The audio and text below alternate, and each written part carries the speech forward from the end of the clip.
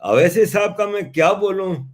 मैं बड़ा हैरान होता हूं कि काश ये पाकिस्तान में होते। इनको आटे दाल का भाव पता चल जाता। ये मजे से हिंदुस्तान में रूल कर रहे हैं। जितने इस्लामिक सेक्ट्स है ना, वो सिर्फ एक चीज पे मुत्तफिक हैं, एग्रीड हैं, बाकी किसी चीज पे एग्रीड नहीं।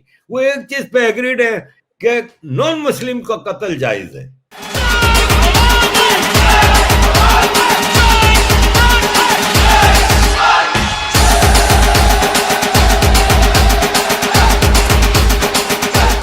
आपने बात करी जाकिर नायक की, और मैं आपसे बिल्कुल पूरी तरह से इत्तेफाक रखता हूँ कि जाकिर नायक सच बोल रहा है। मुझे अभी भी याद पड़ता है जब जाकिर नायक की बात आती है तो हमारे जितने भी मुल्ला मौलवी हैं वो सब साथ होके ये कभी नहीं कहते कि जाकिर नायक गलत बोल रहा है। वो ये कहते हैं कि इसको अख्तियार नहीं है बोलने का।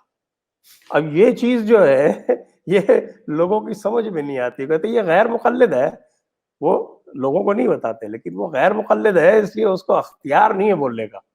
जो बोल रहा है उसके बारे में नहीं कहेंगे कि सच बोल रहा है कि गलत बोल रहा है। और दूसरी बात, हमारे असद ओवैसी साहब ने भी कुछ दिन पहले ये बिल्कुल स्वीकार कर लिया है उसको। उनका कन्फेशन है कि जितने भी हमारे बर्रे सगीर के सब कॉन्टिनेंट के हनफी सुन्नी मुसलमान हैं वो फतावा आलमगीरी को फॉलो करते हैं। तो जब वो कह रहे हैं फतावा आलमगीरी को फॉलो करते हैं तो जो पाकिस्तान जो कुछ भी कर रहा है वो पूरी तरह से जस्टिफाइड है। आश्चर्य की बात यह है कि वो फतावा आलमगीरी को फॉलो कर रहे हैं, औरंगजेब डायरेक्ट कह रहे हैं कि साहब हम औरंगजेब के फॉलोअर्स हैं, और उसके बाद भी भारत में वो चाहते हैं कि साहब उनको जो है वो एक उच्च स्थान दिया जाए, उनको स्पेशल प्रिविलेजेस दी जाए। अब आप अपने आप को औरंगजेब के फॉलोअर कह के तो आप किसी भारतीय से प्रेम की आशा कर नहीं सकते। देखें, फतावा आलमगीर जिसने पढ़ ली ना, उसको इतनी नफरत हो जाएगी उस सिस्टम से भी जो आलमगीर के जमाने का था और उसके फॉलोअर से भी। अवैसी साहब का मैं क्या बोलूं। मैं बड़ा हैरान होता हूं कि काश ये पाकिस्तान में होते। इनको आटे दाल का भाव पता चल जाता। ये मजे से हिंदुस्तान में रूल कर रहे हैं। इनको दुनिया के सबसे शरीफ पड़ोसी मिले हैं, क्योंकि हिंदुओं से ज्यादा शरीफ इंसान नहीं है कोई। मैं जब दुबई में रहने गया था तो मेरा रूम में दीपक कुमार होता था, तो हम दोनों साथ रहते थे। आई कैन नॉट इमेजिन कि इससे भी ज्यादा कोई शरीफ इंसान होते हैं। Hindus are very tolerant people. ये ब्लेसिंग को मतलब समझते नहीं है, या फिर ये जानबूझ के ऐसे कर रहे हैं। शायद ये आज भी गजवाए हिंद पे बिलीव करते हैं। वो जो एक गजवाए हिंद का शोशा है ना, उसका इस्लाम से कोई ताल्लुक नहीं। क्योंकि आप कभी किसी अरब के मुंह से गजवा हिंद के बारे में नहीं सुनेंगे। आप कभी तुर्क से नहीं सुनेंगे, इंडोनेशियन से, मलेशियन से, अफ्रीकन मुस्लिम से। इनको पता ही नहीं है कि गजवा हिंद नाम की कोई हदीस भी है। ये देखें, हदीसें भी आपको पता है कि सही बुखारी हमारे नबी के मरने के 100-150 साल बाद तो रिसर्च शुरू हुई थी।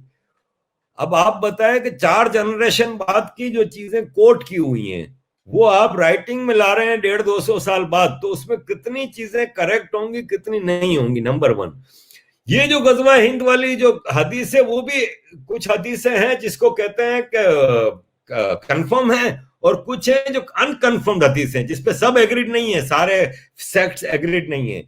तो इस टाइप की चीजों को पॉलिटिकली एक्सप्लॉइट किया जाता है। बात वहीं घूम फिर के आ जाती है कि ये देश पाकिस्तान किसने बनाया था? अंग्रेज ने बनाया था। अंग्रेज जो कि इसमें आप अमेरिका और सेकेंड वर्ल्ड वॉर के जो विक्टोरियस यूरोपियन और अमेरिकन थे, उनकी डिजाइन से ये देश बनाया गया था ताकि हिंदुस्तान को ऑक्यूपाइड रखना है। ऑक्यूपाइड रखने के लिए ये देश बनाया था, तो इसमें यही चीजें होंगी। ये बनाना रिपब्लिक अंग्रेज चला ही अंग्रेज रहा है, वरना इसमें तो अब बचा क्या था रहने, जिंदा रहने के लिए। इसकी सारी एथनिसिटीज एक दूसरे से नफरत करती हैं, अलग रहना चाहती हैं। इसमें 15-17 तो स्ट्रॉन्ग किस्म के इस्लामिक सेक्ट्स हैं जिनकी अपनी आइडियोलॉजी एक दूसरे से नहीं मिलती। जितने इस्लामिक सेक्ट्स हैं ना, वो सिर्फ एक चीज पे मुत्तफिक हैं, एग्रीड हैं, बाकी किसी चीज पे एग्रीड नहीं। वो एक चीज पे एग्रीड है कि नॉन मुस्लिम का कत्ल जायज है, नॉन मुस्लिम जहन्नम में जाएगा।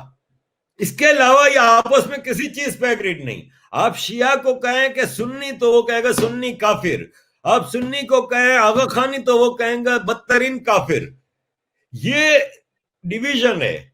इस कंट्री को अंग्रेज चलाए जा रहा है और इसी तरह की चीजें होती रहेंगी। ये अपनी जो ऑक्यूपाई इंडिया की जो पॉलिसी के तहत बनाया गया है ये देश, इसको ये इसी तरह चलाएंगे।